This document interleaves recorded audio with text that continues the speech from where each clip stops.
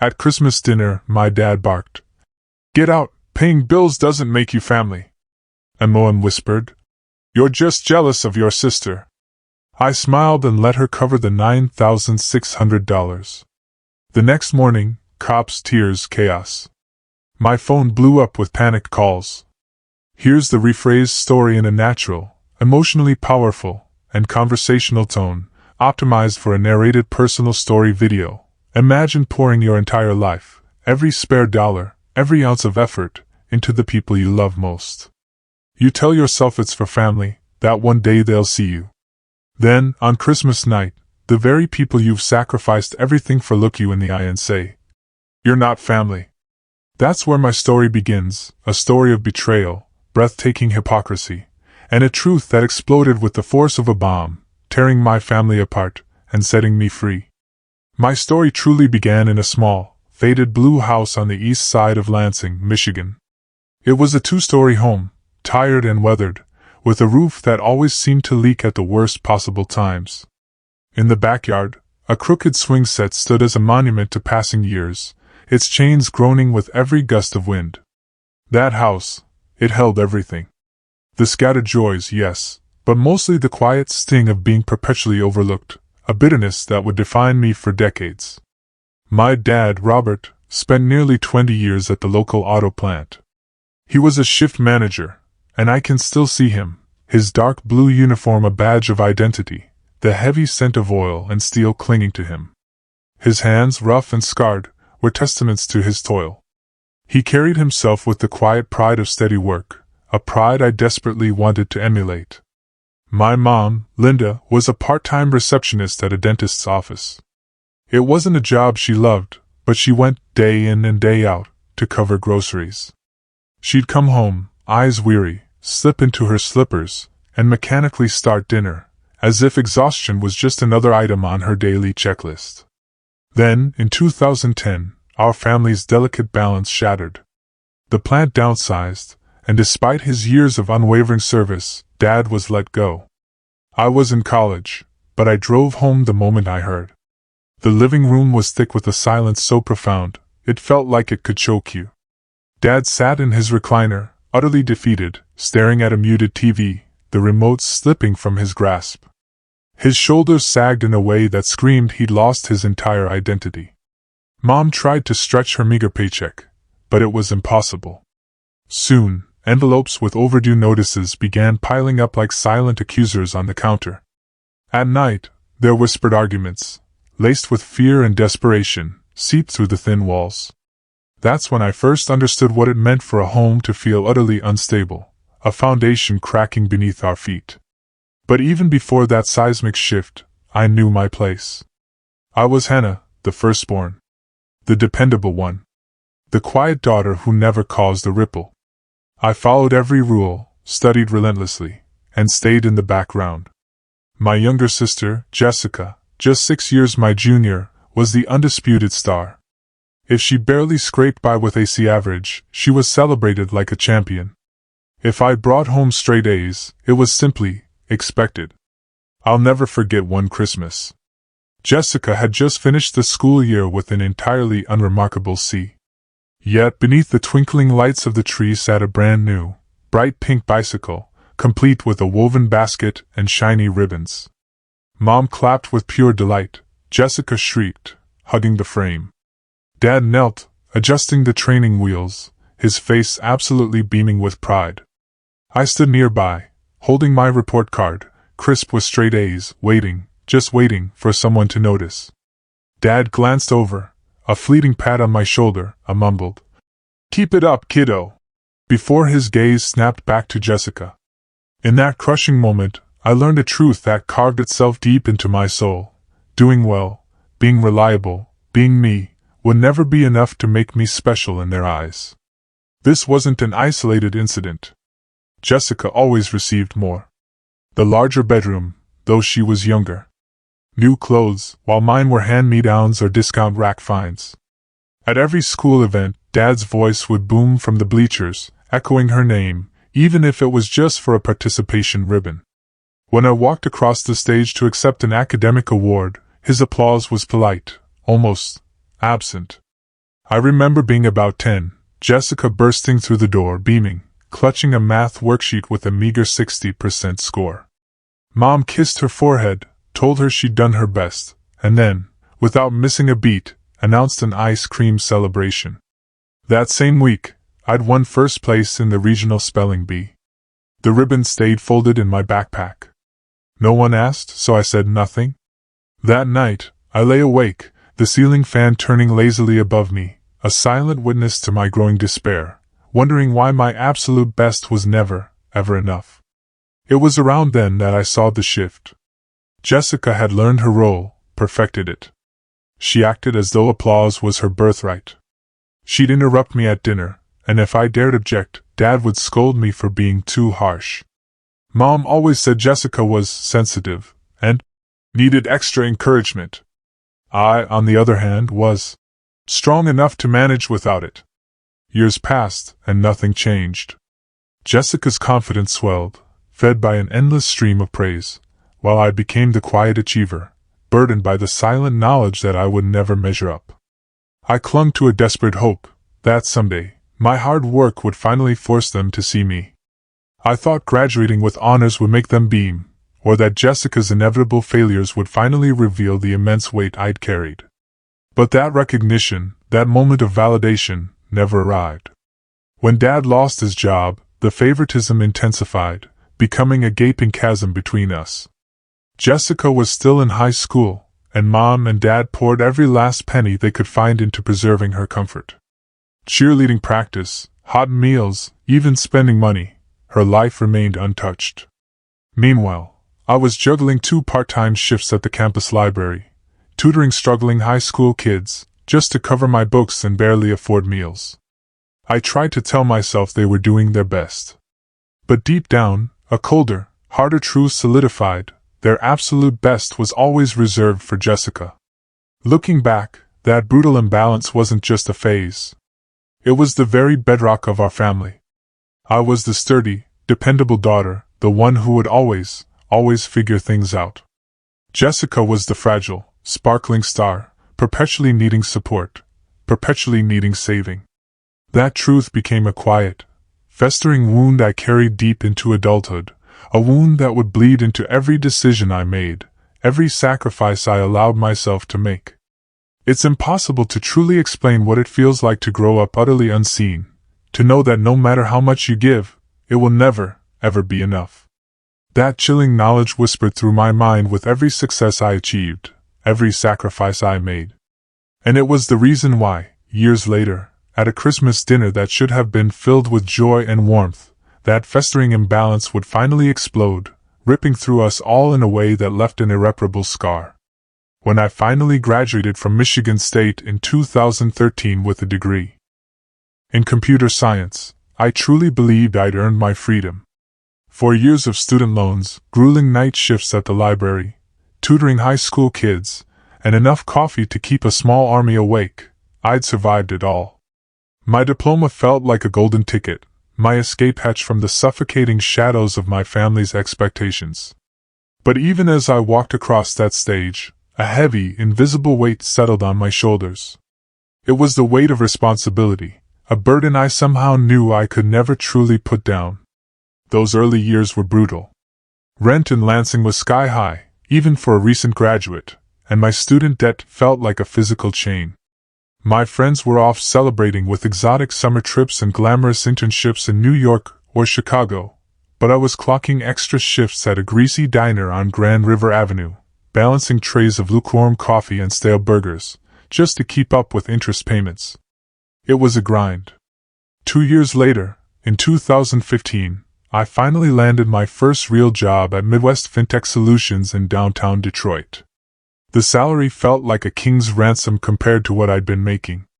I moved into a modest 1-bedroom apartment, bought a reliable, used Honda Civic, and for the first time in what felt like my entire life, I dared to hope I could breathe. A fragile flicker of pride ignited within me, a sense of personal stability I hadn't felt since I was a child. And that's precisely when the phone call started. At first, Mom's voice was warm, friendly. "How's work? How are you liking Detroit?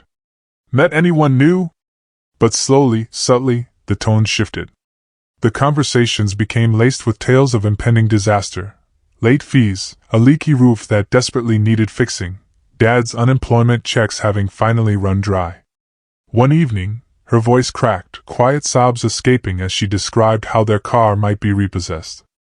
I sat there on my apartment floor, staring at my own stack of bills, and felt an all too familiar guilt rise in my chest, thick and suffocating like smoke. So, I offered to help. What started as a one-time payment, just to get them caught up, quickly snowballed. It morphed into a monthly mortgage check, $800. Then $400 for utilities. Another $600 for the car payment. Suddenly, I was covering nearly every major expense they had. By the time I factored in the smaller things, the family's cell phone plan, the internet, even their streaming services, it totaled almost $30,000 a year. 8 years later, that number would swell to nearly $250,000. Think about that for a second. That was money that could have gone into my retirement fund, toward a down payment on my own home. Money that could have given me the freedom to truly breathe. Instead, it vanished into the endless black hole of my parents' household, disappearing with barely a mumbled "Thank you." Jessica, meanwhile, was living a life light years away from mine. After high school, she decided she wanted to go to culinary school, and somehow, my parents magically found the money. When that fizzled out, they funded her grand dream of opening a coffee cart, which lasted a glorious 6 months before her interest, predictably, evaporated. Then came the online boutique, the crypto investment group, and eventually, a plan to launch a wellness app. Each time, she'd declare it her big break. And each time, it ended in spectacular failure. Through it all, my parents stood by her, their support unwavering, their belief absolute. I can't even count the number of times I'd sit at their kitchen table during visits home, a silent observer. Dad would proudly brag about Jessica's entrepreneurial spirit, Mom beaming beside him. They'd talk about her as if she were destined for greatness, a visionary, while I sat there, invisible, the dutiful daughter whose steady paychecks were literally keeping the lights on. If I dared to mention the crushing stress of juggling both my life and theirs, Dad would simply wave me off. "Family helps family," he'd say, as if it was some profound wisdom. But it never, ever felt like family was helping me. One night in 2017 is seared into my memory. I had just finished a brutal week at work, pulling 12-hour days to deliver a critical project. I drove to Lansing, my car laden with bags of groceries and 2 thick envelopes of cash, one for the mortgage, one for the car. Jessica, meanwhile, breezed through the door, wearing a brand new leather jacket, an oblivious smile on her face. She kissed Mom on the cheek and casually announced she was thinking of starting a podcast, might need some startup money. Mom clapped like it was the most brilliant idea she'd ever heard. Dad, without a second thought, reached for his wallet to hand her gas money. No one, not a single soul, asked how my project had gone. No one even noticed the bags of groceries I'd just hauled in. That, you see, was the relentless rhythm of my 20s. Long, draining commutes. Late nights. Living in a modest apartment, while funneling thousands of dollars into a house I no longer lived in. I traded dreamed of vacations for emergency repairs on their furnace. I postponed buying a truly reliable car so they could replace theirs. Every single raise I earned evaporated before I could even begin to enjoy it. It was an endless, soul-crushing cycle. I remember sitting with my best friend, Lauren, over cheap wine in my tiny apartment. She leaned across the table, her dark eyes sharp and direct. "You do realize they're using you, right?" I laughed it off, nervously at first. "They're my parents," I told her, trying to sound nonchalant. "What am I supposed to do? Let them lose the house?" She shook her head slowly, a weary, knowing look on her face, like she'd heard this exact script 1,000 times before. "Hannah, there's a difference between helping and being an ATM with legs." I wanted to argue, to deny it, but her words, sharp and undeniable, burrowed deep inside me. The truth was, it was incredibly hard to face. Every time I sent money, I'd tell myself it was temporary, that things had to get better. But they never did. My parents had grown comfortable, even entitled, to the arrangement. Jessica had grown equally entitled to their unwavering support, which, by extension, meant my unwavering support. And I became the silent provider, the dependable one, the daughter who could always be counted on to clean up their financial messes. Sometimes, I'd look at my bank statements and feel physically sick. $30,000 a year, gone, year after year. Vacations skipped. A house I never bought. Relationships strained because I was always too tired, too broke, too emotionally drained to invest in anything of my own. I clung to the idea that it was family duty. But the resentment, a bitter, metallic taste, grew heavier with each passing year. I was 28 when the chilling realization hit me. I hadn't lived a single year of my adult life without paying their bills. By the time I turned 32, I had given away more money to them than I had managed to save for myself.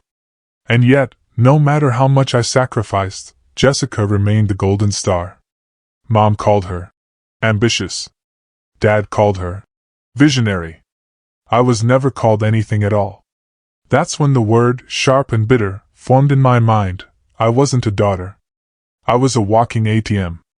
And the cruelest part? They didn't even see it as unusual. It had become my role, carved into stone since childhood, a silent expectation that was as suffocating as it was invisible. Even now, when I recall those years, I feel the ache of sheer exhaustion.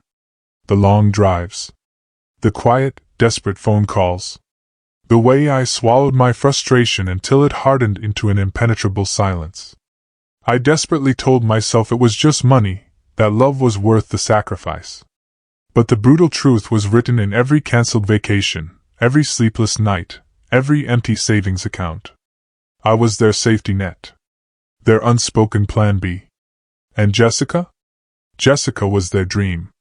That deep, toxic imbalance, seated in childhood, had only deepened with time.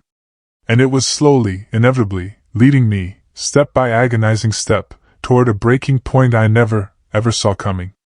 It was Lauren, my closest friend since college, who finally saw through the fog. She was the one who'd sat across from me during countless late nights at the campus coffee shop, both of us fueled by stale muffins and industrial-strength caffeine. Now, in our early 30s, she had built a quiet, fulfilling life teaching English in Ann Arbor, and I'd carved out a habit of driving out to see her a couple of times a month. We'd open a bottle of cheap wine in her cozy apartment, curl up on the couch, and talk until midnight. One of those nights, after I'd finished a particularly frustrated rant about yet another unexpected bill my parents had just dropped on me, Lauren set her wine glass down on the table with a soft but deliberate thud. Her dark eyes, usually warm, were now steady, unwavering, and they made me shift uncomfortably. "Hannah," she began, her voice calm but firm. "You do realize they are taking advantage of you, right?" I laughed, a nervous, brittle sound, swirling the wine in my glass. "They're my parents, Lauren! What am I supposed to do? Just let the lights get shut off? Let them lose everything?"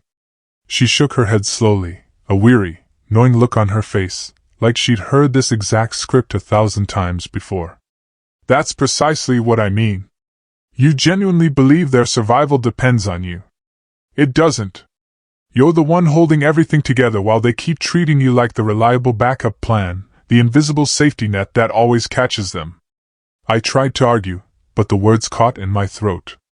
There was a raw, undeniable truth in what she was saying, but I had spent a lifetime training myself not to look at it too closely. A week later, Lauren showed up at my Detroit apartment. I had a glass jar on a shelf above my desk, my pitiful attempt at an emergency fund. Every month, after I'd paid my parents' bills, I'd scrape together whatever meager amount I could spare, a few 20s, sometimes just loose change, and drop it in there. It was labeled in black marker. Emergency fund. My half-hearted effort to secure a future of my own. Lauren walked into my living room, her eyes immediately drawn to the jar. She picked it up, turning it slowly in her hands, the bills and coins clinking softly inside. Then she placed it back down, letting out a sharp, unexpected laugh that startled me. "That is not an emergency fund, Hannah," she said, her voice laced with a bitter sort of clarity.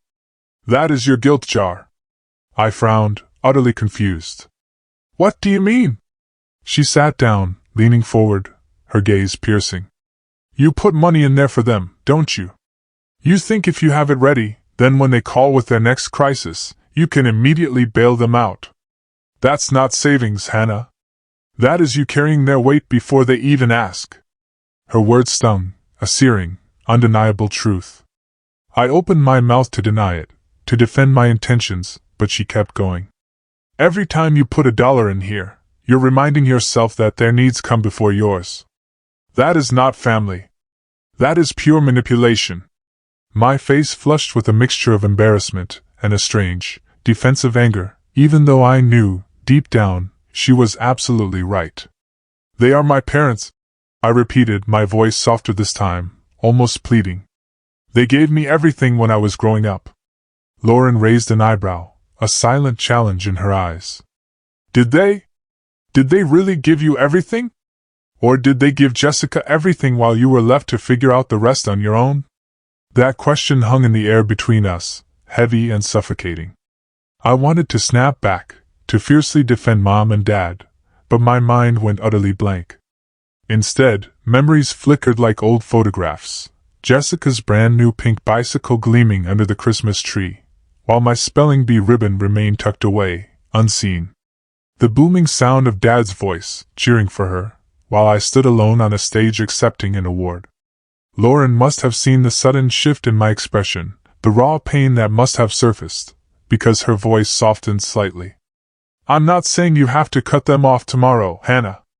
I'm saying you deserve to live your own life without being drained dry. At some point, you have to ask yourself, when is enough truly enough?"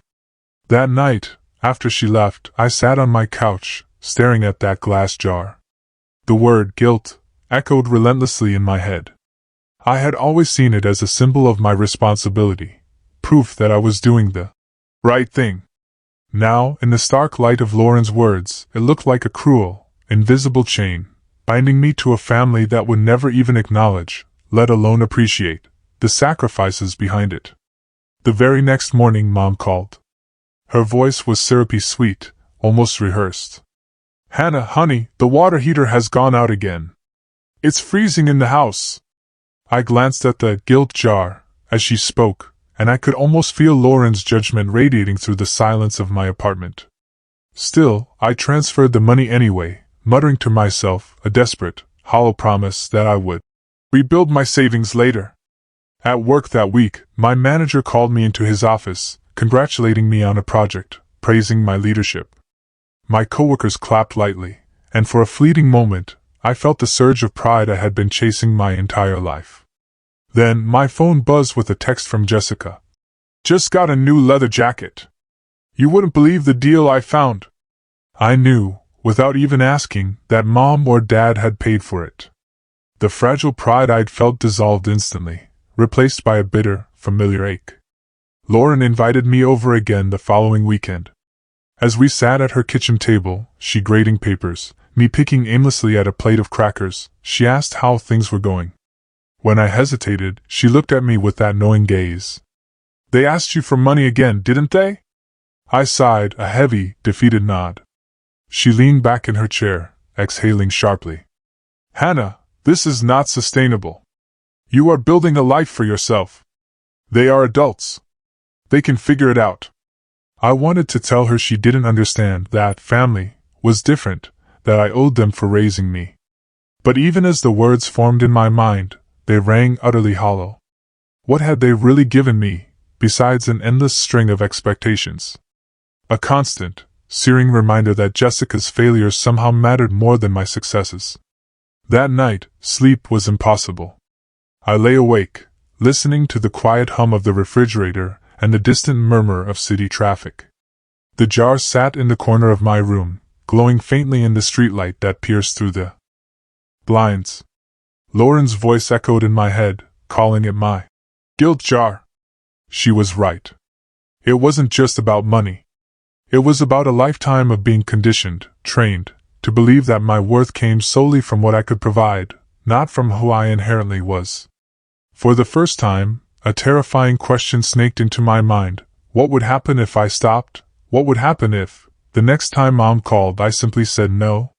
The thought was utterly terrifying, a leap into the unknown, but it also sent a strange, exhilarating ripple of relief through my chest, like finally throwing open a window in a suffocating room. I turned over, pulling the blanket tighter around me, but the question wouldn't disappear. Was I truly helping them, or was I merely allowing myself to be used because it was easier than confronting the brutal truth? The answer felt too heavy, too monumental, to face. So I closed my eyes, letting sleep drag me under, knowing, deep down, that the seed of doubt had been irrevocably planted, and that nothing, absolutely nothing, would ever feel the same again. Now, if you're still with me through this roller coaster of emotions, and trust me, it only gets more intense, make sure to hit that subscribe button. You won't want to miss what happens next, or any of the other wild stories I'll be sharing. By December of 2023, I was riding a professional high. I just wrapped up the biggest project of my career at Midwest FinTech Solutions. Our team had delivered a new banking platform ahead of schedule, and the client's feedback was, for once, genuinely glowing. My manager called me into his office the day before the company holiday party, shook my hand, and spoke of leadership potential, of a potential promotion in the new year. For the first time in what felt like forever, I felt a surge of hope that my hard work might finally translate into something tangible for me, not just for the endless stream of bills I paid on behalf of others. That fragile glow barely lasted a day before Mom called. Her voice carried that familiar, unsettling mix of casual request and undeniable command. "Hannah, honey, we've been thinking, it might be best if you host Christmas this year. Our house feels a little too cramped, and your apartment has such a nice layout." I hesitated, the phone pressed to my ear. My apartment was barely big enough for me and a few friends, let alone a whole family gathering, but I could already picture her dissecting every corner if I dared to say no. So, I did what I always did. I said, "Sure, Mom. Of course, I'll handle it." That night, I sat at my kitchen table, making lists. Turkey, ham, fresh organic vegetables, pies, good wine, elegant table decorations. Lauren came with me to the grocery store that weekend, pushing a heavy cart through the crowded aisles as I meticulously selected specialty items. The total at the register came to over $400. I tried not to wince as I swiped my card. Lauren gave me a knowing look as I stacked the bags into the trunk. "You do realize none of them are going to appreciate this, right?" I shrugged, trying to mask the bitter sting of her words. "Maybe this year will be different," I heard myself say, a desperate whisper of hope. It's Christmas, after all. For a few precious days, I actually allowed myself to believe it. I pictured the table set with flickering candles, my parents smiling genuinely at the meal, Jessica actually, gasp, contributing something more than complaints. I poured every ounce of hope I had into the cooking, the planning, transforming my small space into something warm and welcoming. Then, 3 days before Christmas, the phone rang again. Mom's voice, casual, almost dismissive. "Hannah, honey, we've been thinking, it might actually be better if we just do Christmas here at our place. Aunt Barbara mentioned she wants to see the house again. And you know how your dad prefers being home for the holidays." I sat there, stunned, staring at the bags of groceries already prepped, half-cooked, filling my fridge. "But I've bought everything," I said quietly, a tremor in my voice. "I've been planning for weeks." Mom's answer was simple, brutal. "Just bring it all here. It'll be cozier. Anyway."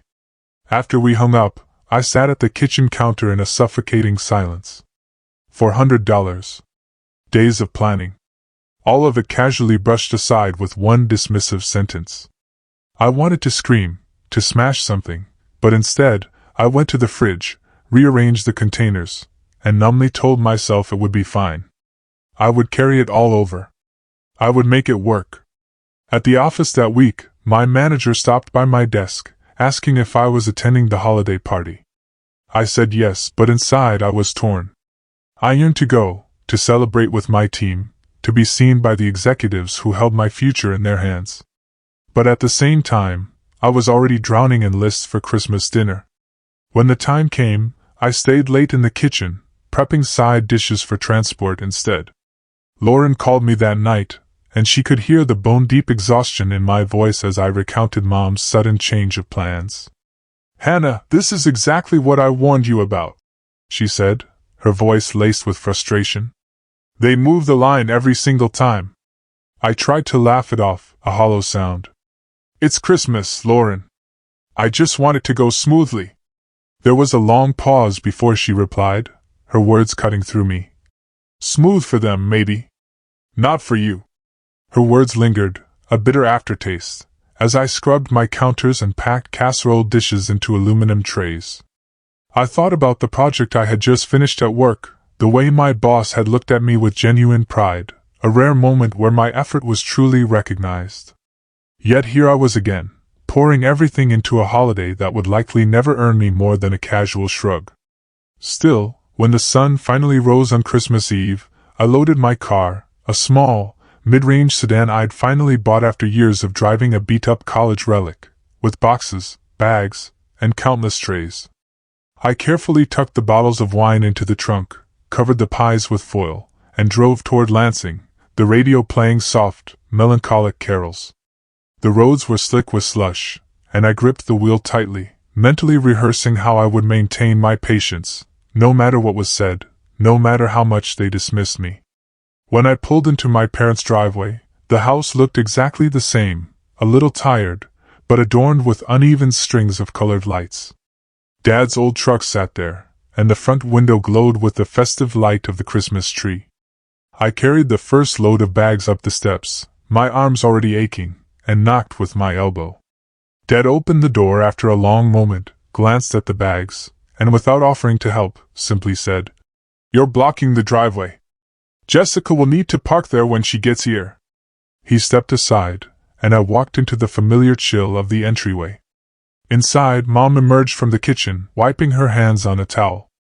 Her eyes swept over my simple sweater dress, and her lips tightened into a faint, unconvincing smile that never quite reached her eyes. "Look at you, all dressed up. Some of us have been cooking since 6 this morning." I forced a polite smile and set the bags on the counter. "I brought everything prepped and ready to cook. The oven is yours," I offered. She just turned back toward her own pot of stuffing, already stirring. "You know how your father only likes my recipe." I stood there, surrounded by my carefully prepared trays, and felt the crushing weight of it all, the money, the effort, the time. And yet I said nothing. I just washed my hands, tied on an apron, and started arranging dishes. Because despite every warning from Lauren, despite the nagging voice in my head telling me I was repeating the same heartbreaking cycle, I still desperately wanted to believe that if I just tried hard enough, this Christmas, this one time, could be different.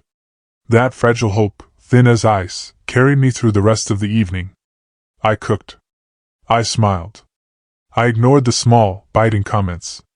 And deep inside I told myself that maybe, just maybe, if I worked hard enough at it, my family would finally see me. The next morning, Christmas Day, I made the drive back to Lansing, my trunk still packed with trays and bags. Snow dusted the highway, and the air had that sharp, biting December chill that always made me feel both nostalgic and profoundly uneasy. As I turned onto my parents' street, every other house seemed to hum with cheerful decorations, kids building snowmen, neighbors waving with steaming cups of coffee. But by the time I pulled into their driveway, my chest already felt tight, a familiar knot of anxiety. I parked in the same spot I always used, near the garage. My car, while only a mid-range sedan, represented years of hard work, a quiet accomplishment. Dad stepped out as I was unloading the first set of bags. His eyes slid over the car, then back to me, a dismissive flick. "Seems awfully fancy for someone your age," he muttered. I gripped the grocery bag tighter, forcing a smile. "It's just reliable, Dad. I needed something safe for the drive into Detroit." He merely shrugged and walked back inside without another word. I hauled 3 more bags to the porch, my arms aching from the weight. No one offered to help. Mom appeared in the doorway just as I was setting the food down in the kitchen. She looked me up and down, her lips curving into a faint, unconvincing smile that never quite reached her eyes. "All dressed up," she said, a clear jab. "Some of us have been busy since dawn. No time for all that." She waved a hand vaguely at my hair and the simple burgundy sweater dress I'd bought specifically for the holiday. I swallowed the familiar sting and said lightly, "I thought it might be nice to look festive." She was already turning back to the stove, stirring a pot of stuffing. The smell filled the kitchen, but instead of warmth, it carried a sharp note of territory, a clear reminder that this was her domain. I carefully set the pies on the counter, making sure not to crowd her space, and asked if she needed anything. She shook her head. "Just don't overseason the potatoes.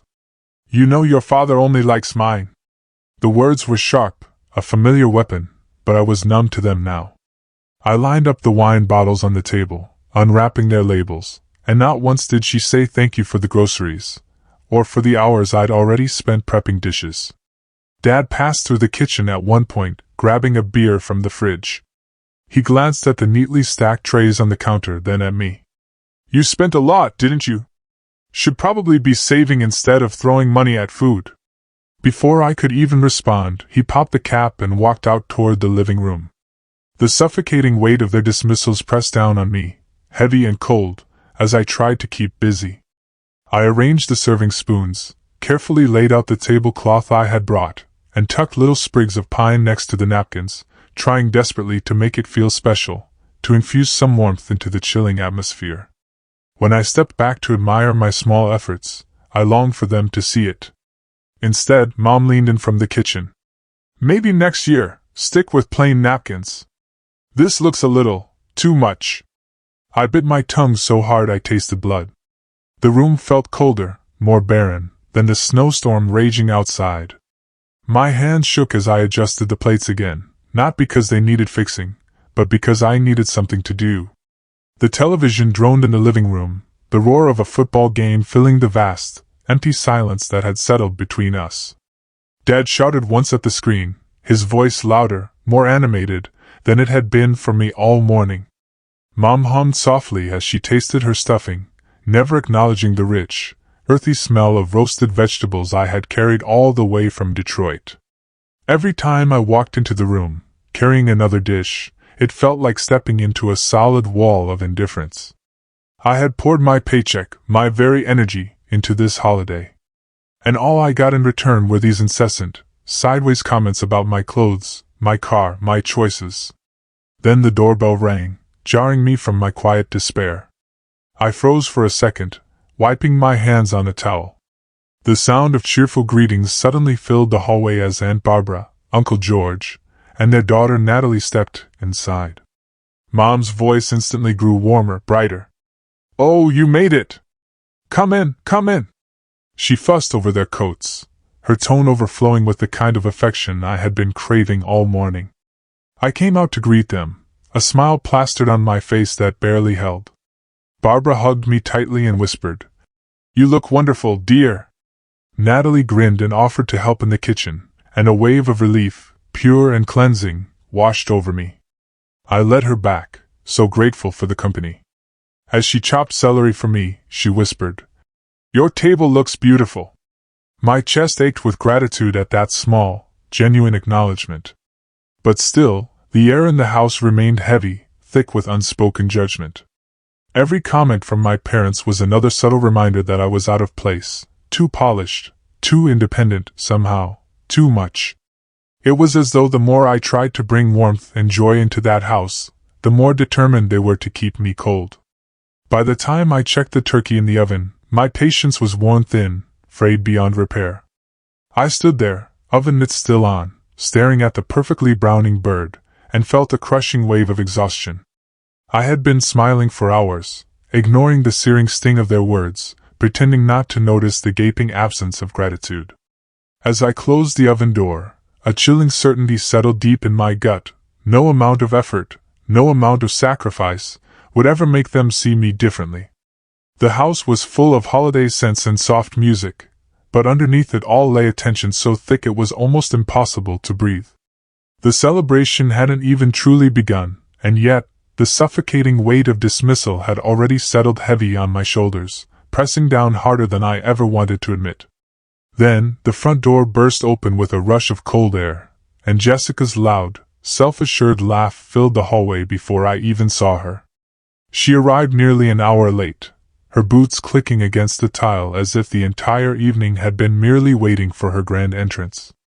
Dad jumped up from his recliner, his face lighting up with a joyous, unadulterated pride I hadn't seen all day.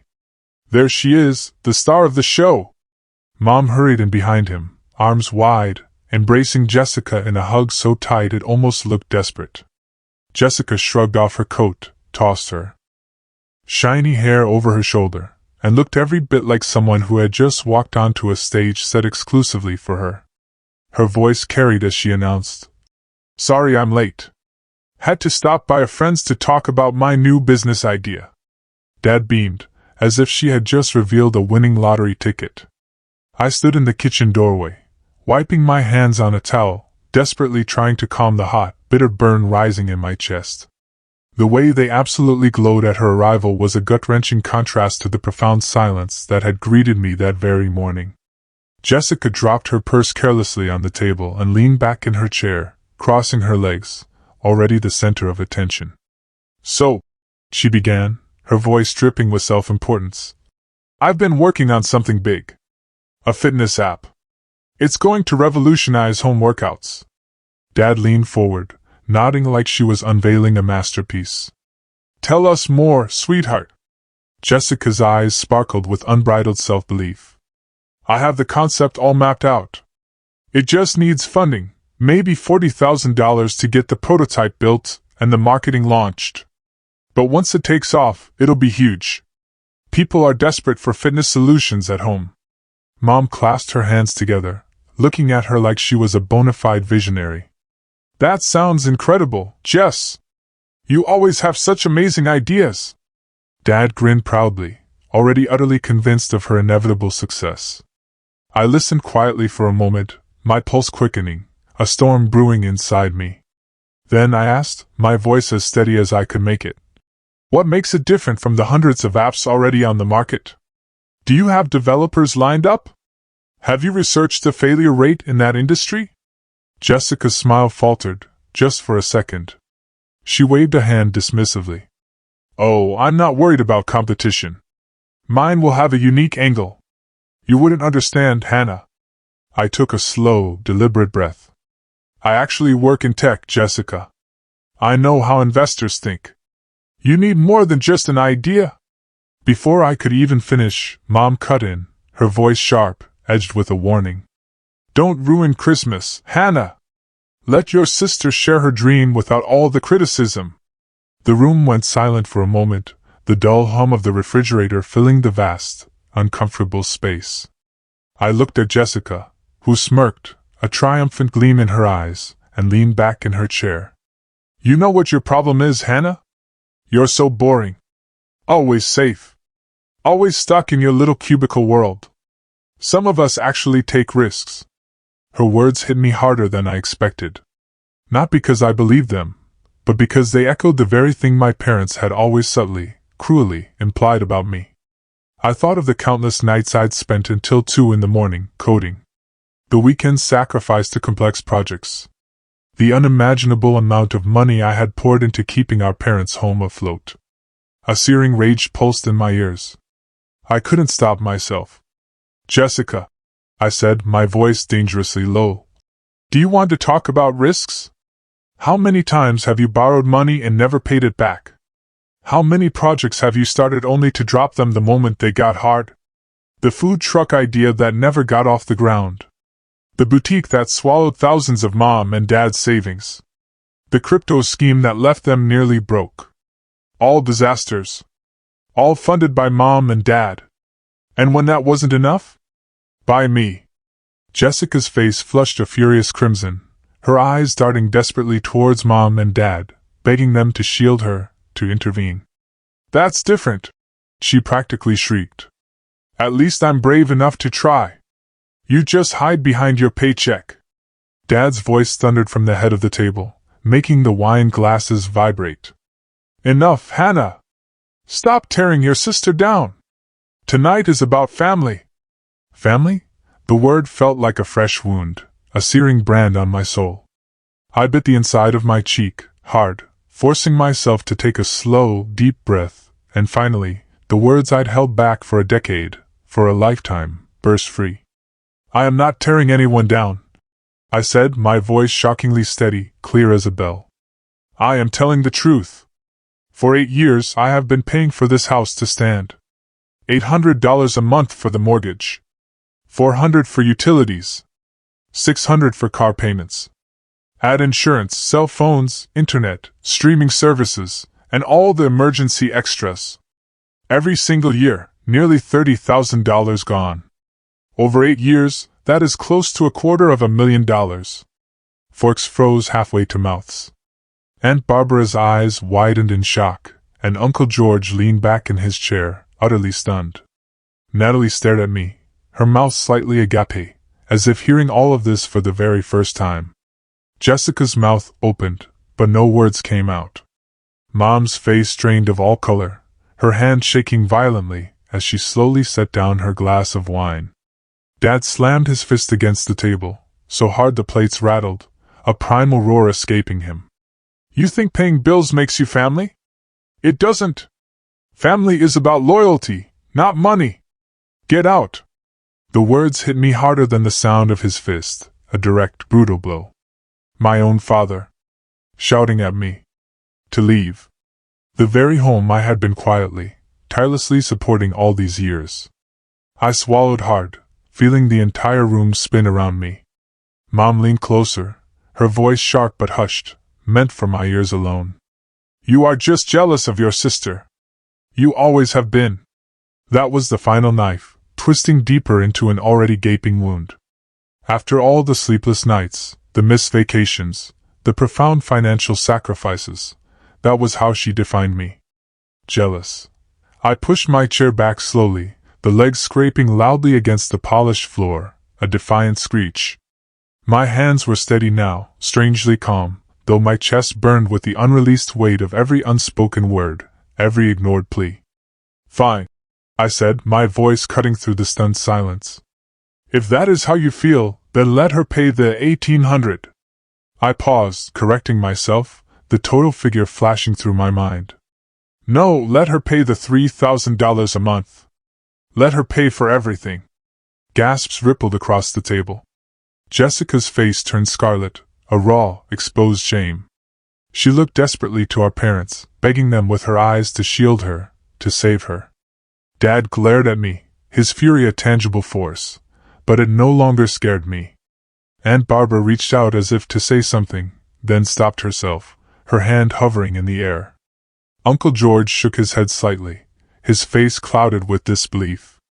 Natalie sat frozen, her fork still in her hand, her eyes wide with shock and a dawning understanding. I laid my napkin gently on the table beside my plate. For once, my voice was calm, clear, resolute. I am done pretending. I am done carrying the weight and being treated like I don't exist. The room remained silent, thick with the shock of what I had said. The only sounds were the faint whistle of the wind outside and the steady, pounding beat of my own heart. I picked up my purse, slung it over my shoulder, and looked one last time at the table. Every face showed something different: raw rage, dawning guilt, profound shock, deep shame. Then I turned toward the hallway, each step away from that table feeling like a profound release, a freedom I had waited my entire life to take. Natalie caught up to me in the hallway, her hand brushing my arm just before I reached the front door. Her voice trembled, but carried more strength and conviction than I ever expected. Please don't let them make you feel small, Hannah, she whispered, her eyes wide with genuine worry. We all see how much you do, even if they never say it. I managed a weak, watery smile, squeezed her hand, and whispered, "Thank you," before pulling my coat tight around me and stepping out into the brutal cold of the Christmas night. The air hit me like a physical blow, a shock of icy reality. For a moment, I just stood on the porch, staring at the snow swirling under the solitary streetlight. Behind me, I could still hear muffled voices, rising in anger and confusion from the dining room, but I no longer cared to decipher them. My car sat alone in the driveway, a thin, ethereal layer of frost coating its windshield. I slid into the driver's seat, my fingers stiff, fumbling with the key. The engine rumbled to life, and with it, a sob, raw and guttural, tore its way out of my chest. I drove through Lansing, tears blurring the streetlights into streaks of molten gold. By the time I reached the highway toward Detroit, the heaving sobs had quieted into shaky, gasping breaths. Still, I couldn't face the suffocating emptiness of my apartment just yet. On impulse, I turned off at an exit and followed the winding road to Riverside Park, a place I hadn't been in years, a childhood sanctuary. The Grand River was dark and still, the trees skeletal against the stark winter sky. I parked near the overlook and shut off the engine. The silence was deafening, a profound quiet that swallowed everything. I buried my face in my hands and finally let go, crying so hard my entire body shook. Every brutal word from that table echoed in my head. Paying bills doesn't make you family. You are just jealous. The unbearable weight of 8 years of sacrifice pressed down on me until I felt like I might shatter into a million pieces. A soft knock on my window startled me. It was Lauren, her face pale from the cold, but her eyes alight with fierce determination. I unlocked the door, and she slid into the passenger seat without a word, wrapping her arms around me. "I don't know what happened exactly, Hannah," she murmured, her voice steady and soothing. "But I know you're done. You can't keep letting them bleed you dry." I wiped my eyes, still stinging with tears, and told her everything. The prayer that never mentioned me. Jessica's audacious pitch. My furious outburst. The moment Dad screamed at me to leave. Lauren listened without interrupting, her hand a steady, grounding weight on my arm. When I finished, she exhaled slowly, a deep, resonant sigh. "Hannah," she said, her voice clear and firm. "It is time. You have carried them long enough. They disowned you tonight. You have to let them live without you." Her words settled into me with a sudden, breathtaking clarity I had never allowed myself to feel before. I thought about my apartment, about the glass jar on the shelf that Lauren had once called my guilt jar. I thought about every single bill that had been relentlessly drafted from my account, every emergency I had solved, while they praised Jessica for her fleeting dreams. I opened my laptop right there in the car, the screen glowing eerily in the dark. My fingers, surprisingly steady now, flew across the keys as I pulled up my financial records. Mortgage, $800 a month. Utilities, $400. Car payments, $600. Insurance, $180. Phones, $120. Internet and cable, $150. Streaming, $45. Emergency extras, $200. I typed the totals, adding them line by line. The number stared back at me, cold and undeniable. Nearly $30,000 a year. Over 8 years, close to $250,000. My hands trembled as I read it again and again. I could have bought a house with that money. I could have built an investment portfolio. I could have built a future. Instead, I had built nothing but their comfort. And in return, I was told I didn't belong. Lauren leaned closer, her voice low but steady, filled with quiet strength. "This is your proof, Hannah. This is everything you have done. It's time to stop." I closed my eyes, letting that astronomical number burn itself into my mind. For years, I had mistakenly equated sacrifice with love, believing that if I just gave enough, one day, they would finally see me, truly appreciate me. But love, true love, was never returned. Only an insatiable, endless expectation. When I opened my eyes again, the tears had dried. My chest still ached with a profound, lingering pain, but beneath it, something new had ignited. Resolve. For the first time, I wasn't just mourning what I had lost. I was beginning to see the radiant shape of what I could reclaim.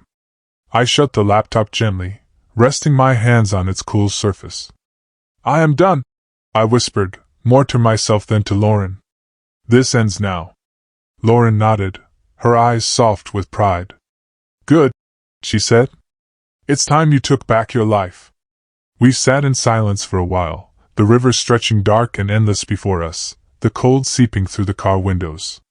Yet, for the first time in years, I felt something close to freedom stirring in my chest, a quiet, growing warmth. When I finally started the car again, I no longer felt like I was running from the house I had left behind. I felt like I was driving towards something new, though I didn't yet know what it would look like. What I did know was simple, undeniable. The cycle had been broken. The guilt jar would no longer define me. By the time I pulled into the parking lot of my apartment building, the streets were empty, the world quiet under a fresh blanket of snow. I carried the laptop upstairs, set it on my desk, and sat staring at the spreadsheet one more time. The numbers still glared back, but now, it didn't feel like a chain. It felt like a map, showing me every painful step I had taken, and pointing, finally, to the place where I would stop. I leaned back in my chair and let out a long, shuddering breath. For the first time in years, I wasn't planning how to save them. I was planning how to save myself. With a newfound icy clarity, I turned the laptop back on. It was late, the city outside quiet beneath the falling snow, but a powerful, almost vengeful energy coursed through me. I wasn't planning how to save them anymore. Tonight, I was planning how to save myself. I opened every single account I had been managing for years, the digital threads of my financial sacrifice laid bare. The mortgage was first. I navigated to the auto-payment settings, my name starkly listed as the account holder, the payment scheduled for the first of every month, like clockwork. My finger hovered for a long moment over the cancel button, a moment thick with apprehension and the ghosts of past expectations. Then, with a decisive click, I severed the tie. A confirmation screen popped up, asking, "Are you sure?" I pressed, "Yes," and the weight that immediately lifted from my chest was so profound, it almost brought me to my knees. It was like shedding a heavy, suffocating cloak I hadn't even realized I was wearing. Next, the utilities. Electric, water, gas. All of them meticulously linked to my debit card, quietly draining me month after month, year after year. I systematically removed my information, typed in Dad's full name, and then, with a tremor of defiance, forwarded the login details to his email. The confirmation message flashed. "Billing responsibility has been transferred." I closed my eyes for a second, a flicker of grim satisfaction. I could almost picture their faces when the next statement arrived. The car loans felt harder, a deeper cut. I remembered the night I signed the first payment, foolishly telling myself it was temporary, just a small help. I remembered Dad handing Jessica the keys to a brand new car like he'd earned them himself, while I stood in the doorway, my hands empty, my contributions invisible. Now I stared at the account balance, my name still inextricably tied to both vehicles.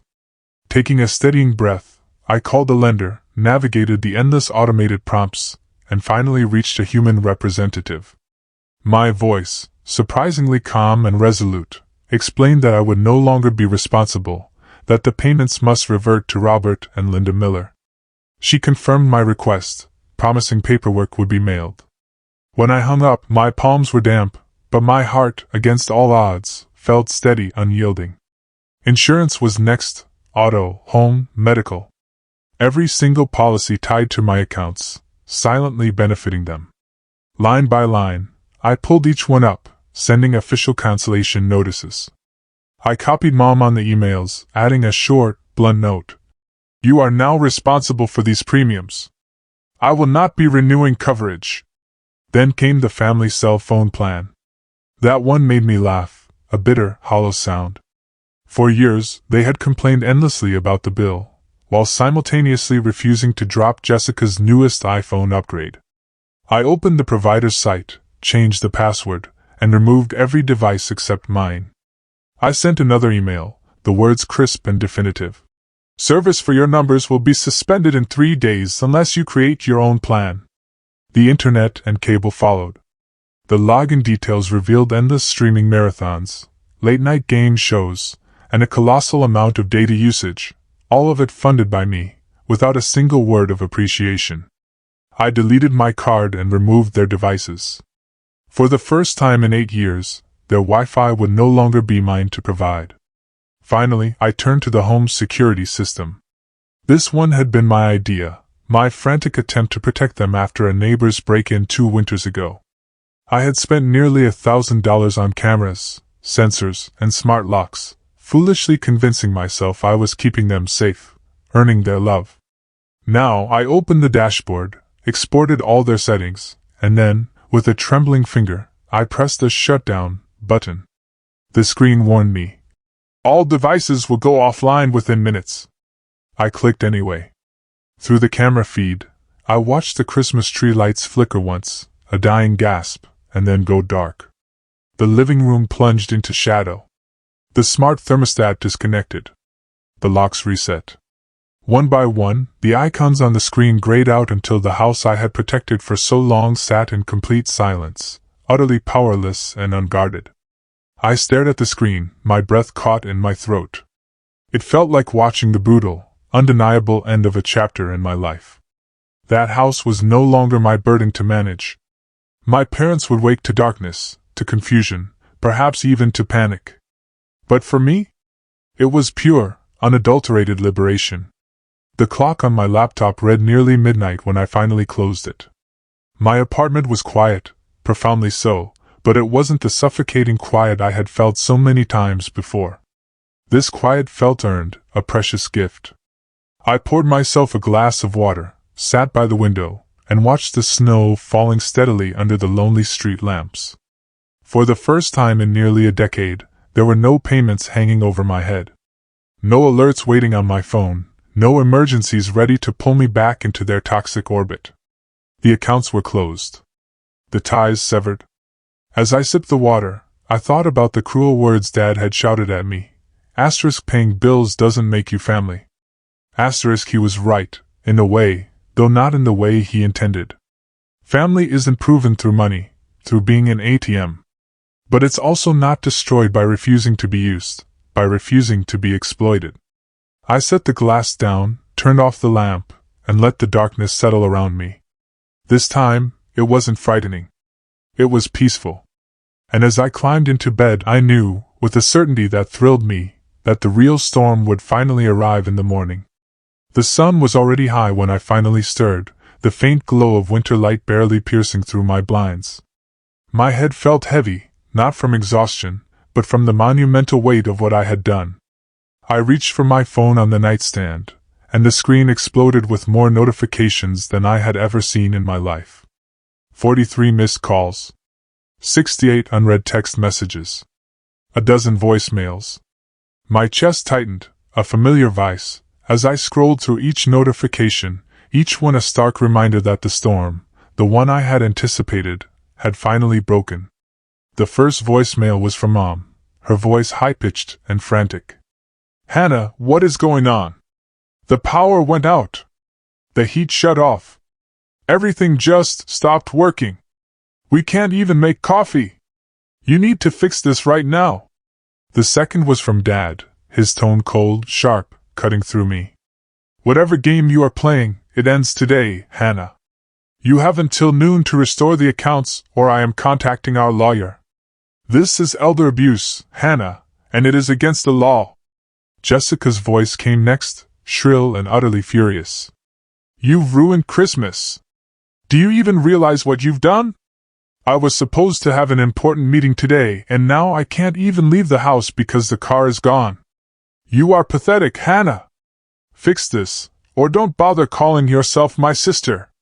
The next message twisted the knife deeper, a master class in manipulation. Mom again, her voice trembling with manufactured distress. "Your father, he had chest pains this morning. He's at the hospital now. The stress of what you did pushed him over the edge. If anything happens to him, Hannah, it will be on you. Please, Hannah, call me back."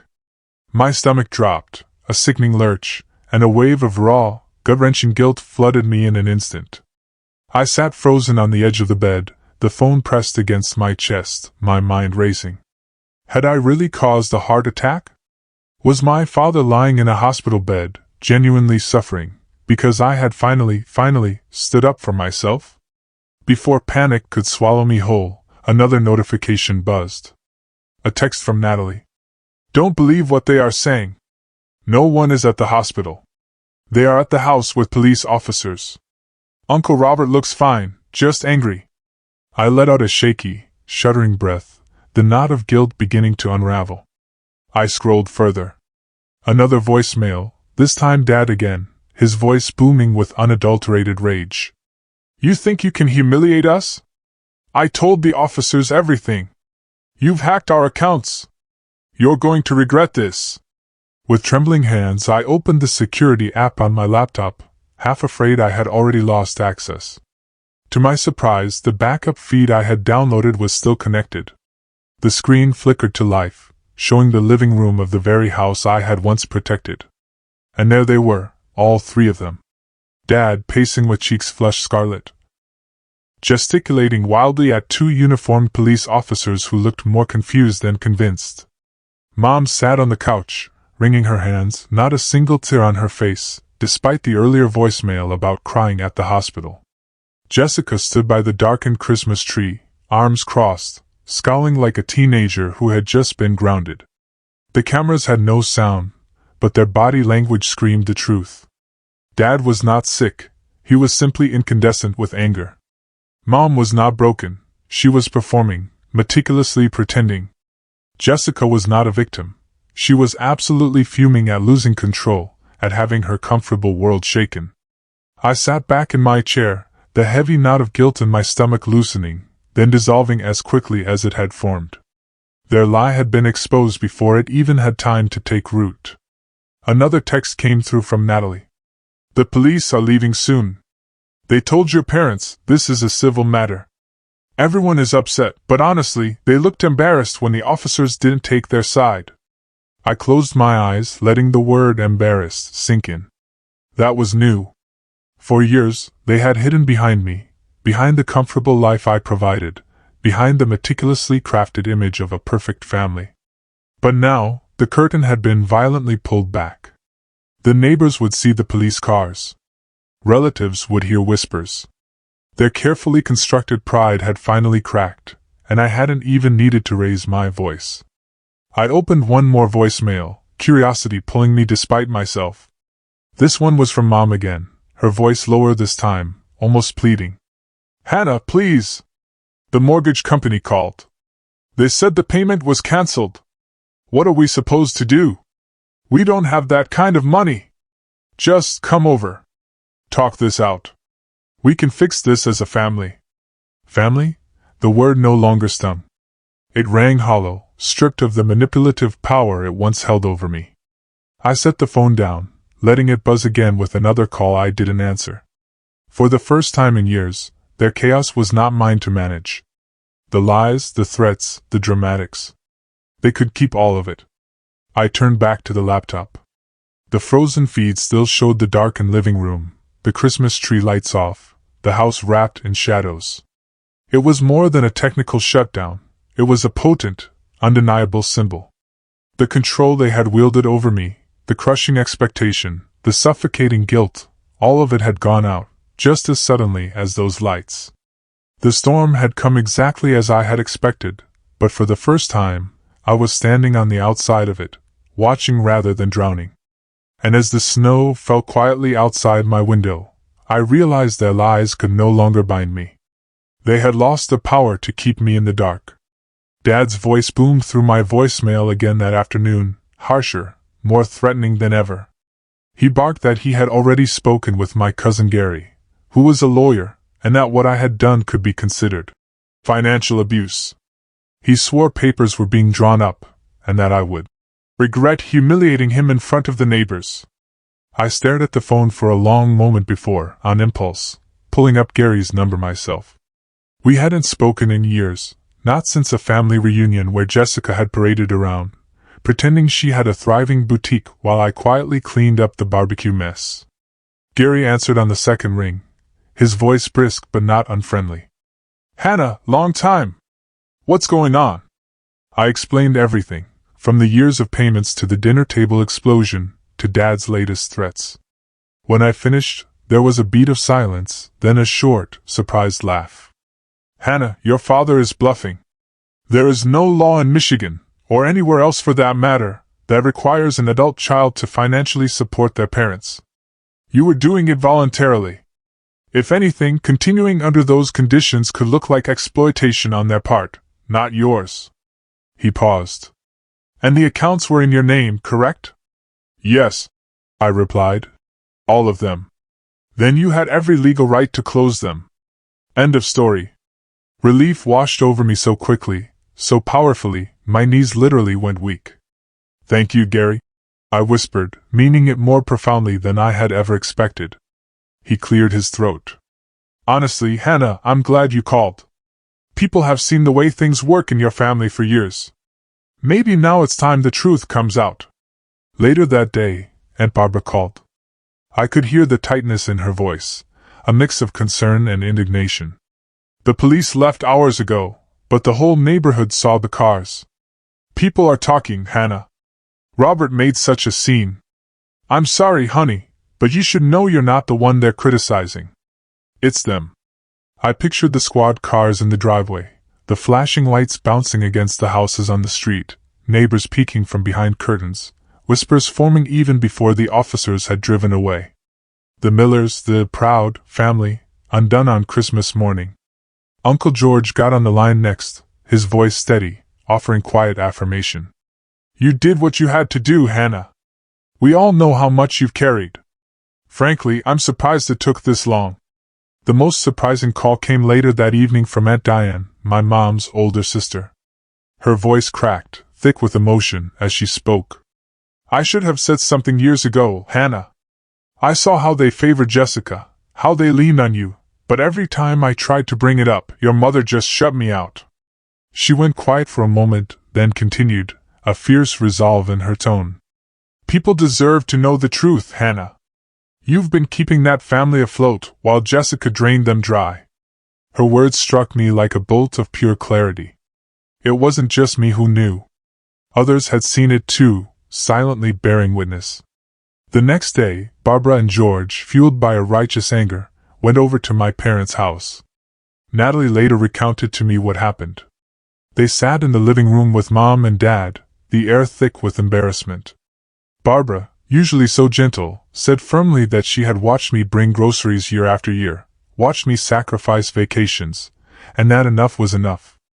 Diane, on the phone, backed her up, reminding them that Jessica had borrowed thousands over the years and never once repaid a cent. Jessica tried to protest, to spin another excuse, but George cut her off, his voice unyielding. Everyone knows, Jess. We've watched you spin one scheme after another while Hannah quietly covered the basics. You've been lying to your own parents, letting them believe you were helping when it was Hannah all along.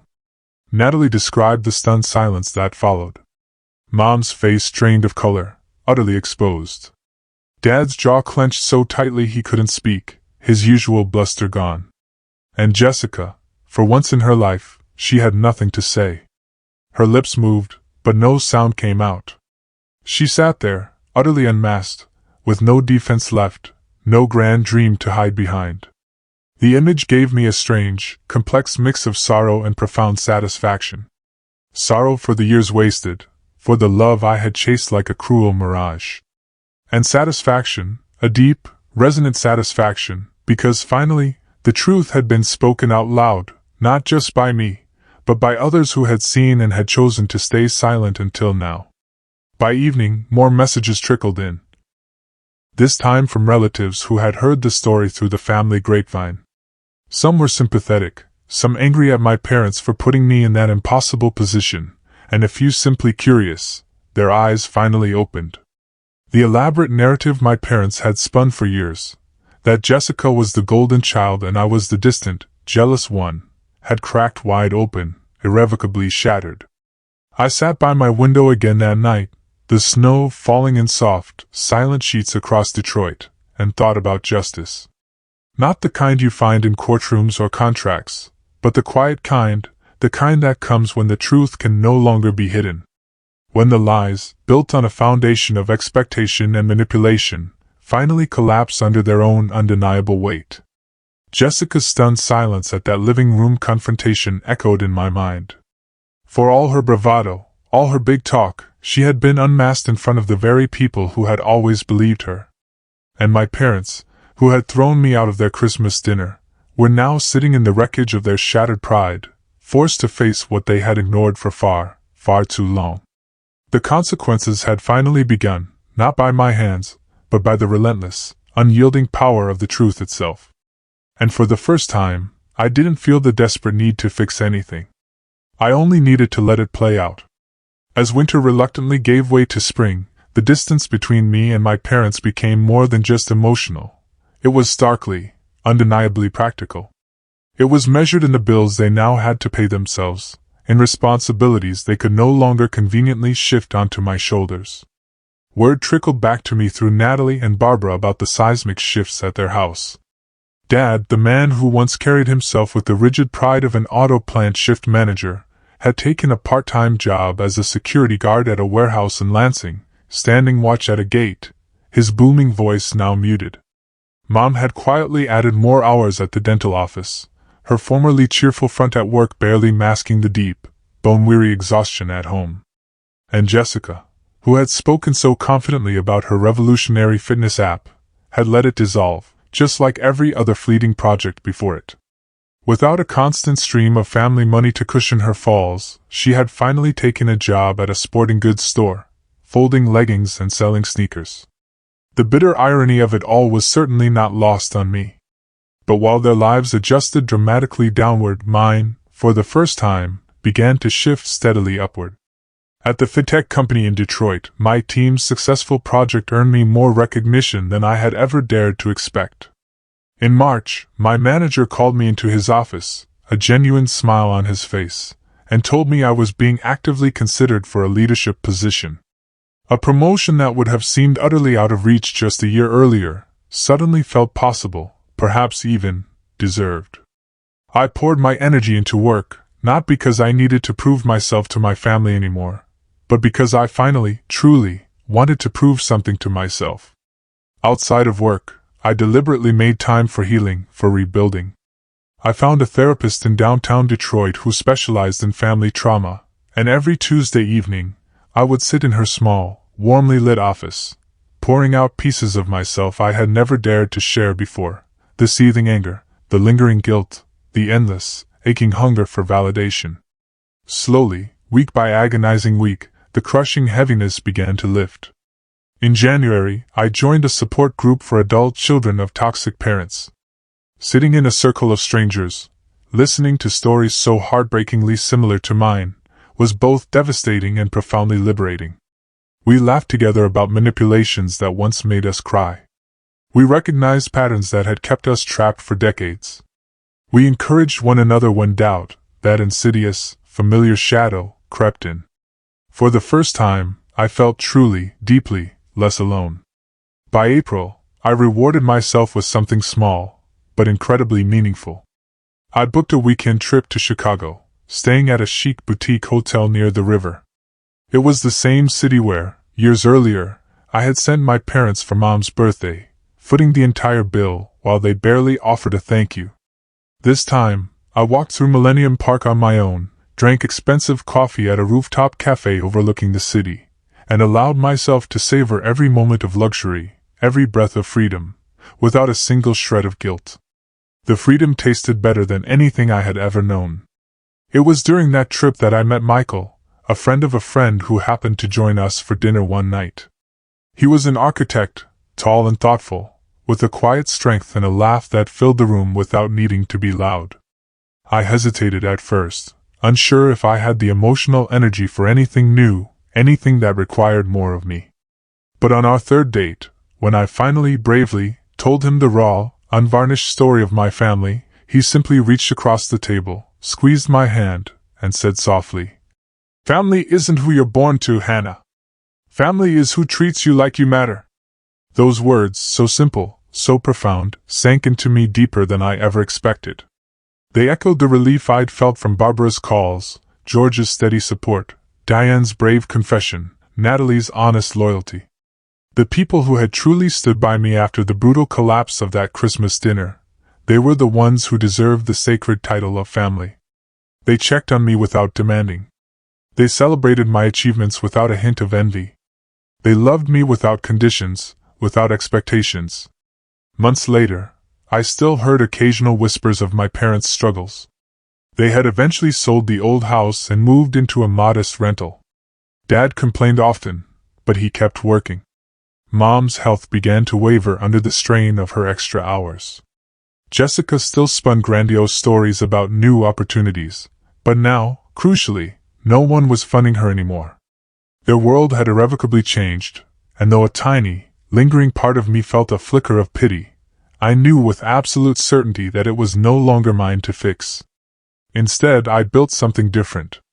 I filled my apartment with the genuine laughter of friends, with the quiet peace of evenings alone, with the steady, reassuring hum of a life no longer chained to guilt. My savings account grew, my confidence blossomed, and with Michael by my side, I began to imagine a future that was truly mine. A future built not on sacrifice for others, but on balance, on choice, on authentic connection. When I look back now at that terrible Christmas night, I no longer feel only pain. Instead, I see it for what it truly was, the moment I was irrevocably freed. The night the carefully constructed lies broke apart, and the beautiful, brutal truth finally took shape. The night I stopped desperately begging to belong, and finally, bravely, started choosing where I truly did. If you have ever faced a family who made you feel less than, who took your giving for granted, who twisted loyalty into a cruel form of control, know this: you are not alone. And you have every right to step away, to heal, to build something profoundly, authentically better for yourself. I would truly love to hear if my story resonates with you. Have you ever had to set boundaries with toxic family members? What helped you find your strength in that process? Please share your thoughts in the comments below. I really want to know. Thanks for watching, everyone. Take care, and good luck on your own journeys.